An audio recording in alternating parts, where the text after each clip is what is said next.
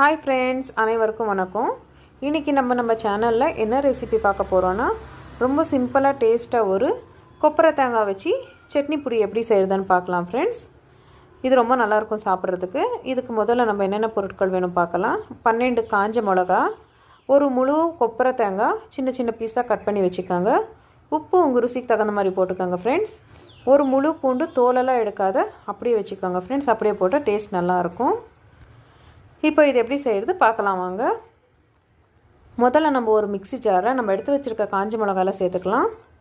சேர்த்துட்டு உப்பு நீங்கள் உங்கள் ருசிக்கு தகுந்த மாதிரி போட்டுக்கோங்க ஃப்ரெண்ட்ஸ். நான் நீங்கள் ஒரு அரை டீஸ்பூன் அளவுக்கு தூள் உப்பு போட்டுக்கிறேன். இதை இப்படி நைஸாக அரைச்சிட்டு இது கூடிய இப்போது நம்ம கட் பண்ணி வச்சுருக்க கொப்பரை தேங்காய் சேர்த்துக்கலாம். இப்போ இதையும் நல்லா நைஸாக அரைச்சிக்கோங்க. இப்போ கடைசியாக பூண்டு போட்டுக்கலாம். பூண்டை போட்டு பூண்டு கூட நல்லா அரைச்சிக்கணும் ஃப்ரெண்ட்ஸ். நம்ம இது மூணுமே மொத்தமாக ஒரே வாட்டி போட்டோம்னா நல்லா மெசியாது. அதனால் தனித்தனியாக போட்டு அரைச்சிக்கோங்க ஃப்ரெண்ட்ஸ். அவ்வளோதான் ஃப்ரெண்ட்ஸ், ரொம்ப ருசியான கொப்பரை தேங்காய் தூள் பொடி ரெடியாக இருக்குது.